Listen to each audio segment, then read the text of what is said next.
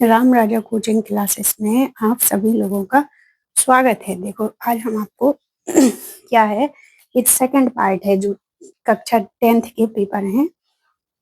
ठीक है, तो उसके मुख्य इम्पोर्टेंट क्वेश्चन बता रहे हैं। इसमें क्या है, सबसे पहले तो आता कि मानव नेत्र का चित्र। आज शाम को हम सारे आपको जो न्यूमेरिकल है वो बता देंगे। ठीक है, तो उनको देख लेना, तो वहां से आपके 4-5 नंबर आ जाएंगे। न्यूमेरिकल इकट्ठे बता देंगे।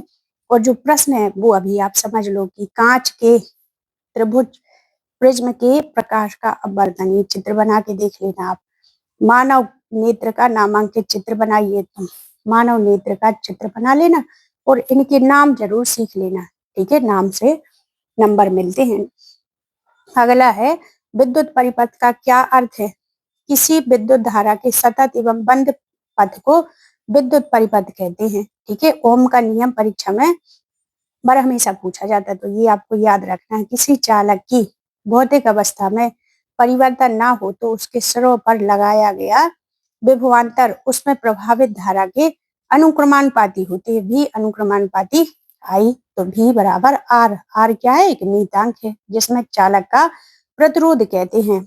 जैव निम्नीकरण पदार्थ क्या होते, तो जैव निम्नीकरण पदार्थ वो कहलाते जो आसानी से विघटित हो जाते हैं। ठीक है, वे पदार्थ जो सूक्ष्म जीवों द्वारा आसानी से विघटित हो जाते तथा अपघटन के बाद हानिकारक पदार्थ नहीं बनते, उन्हें जैव निम्नीकरण पदार्थ कहते हैं। जैसे घरेलू अपशिष्ट, मलमूत्र, वाहित मल, कृषि एवं जंतु अपशिष्ट आदि होते हैं। ठीक है, अगला है अजैव निम्नीकरण पदार्थ क्या होते। जैव निम्नीकरण वो कहलाते जो आसानी से विघटित हो जाते। ठीक है, मलमूत्र हुआ, कचरा हुआ जो अपनी गाय भैंस का, ठीक है, और क्या होते अपने पत्ते या आसानी से अपघटित हो जाते हो।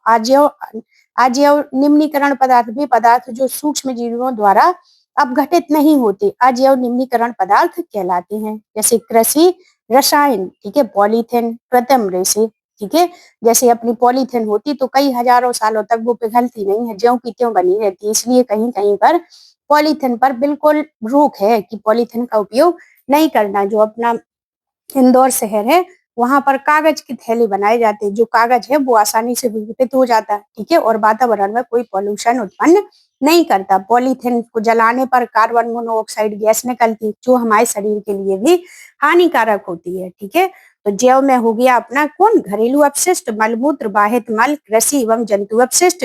और अजैव निम्नीकरण में हो गया अपना कौन, कृषि, विभिन्न रसायन, पॉलीथिन, कृत्रिम रेशे आदि। ठीक है, इनके उदाहरण भी पूछे जाते, कभी कभी उसमें ऑब्जेक्टिव में भी आ जाता है, तो इनको आपको अच्छे से करना है। ये क्वेश्चन आप अच्छे से कर लेना। अगला है कि देखो साबुन और अपमार्जक में अंतर आता है परीक्षा में, तो साबुन और अपमार्जक में क्या है, साबुन उच्च अणुभार वाले कार्बोक्सिलिक अम्ल के सोडियम और पोटेशियम लवण होते हैं। काय के होते हैं, सोडियम और पोटेशियम लवण होते हैं। और जो डिटर्जेंट होता, पाउडर होता, अपमार्जक लंबी कार्बोक्सिलिक अम्ल श्रृंखला के अमोनियम और सल्फोनिक लवण होते हैं। ठीक है, ये क्या होते हैं, मृदु जल के साथ ही झाग उत्पन्न करते हैं। कठोर एवं मृदु दोनों के साथ झाग उत्पन्न करते हैं। ये कठोर जल में उपस्थित कैल्शियम और मैग्नीशियम के लवणों के साथ अविलेय पदार्थ बनाते हैं। कठोर जल में उपस्थित कैल्शियम और मैग्नीशियम के लवणों के साथ अविलेय पदार्थ नहीं बनाते। ठीक है, तो ये साबुन और अपमार्जक में अंतर हो गया।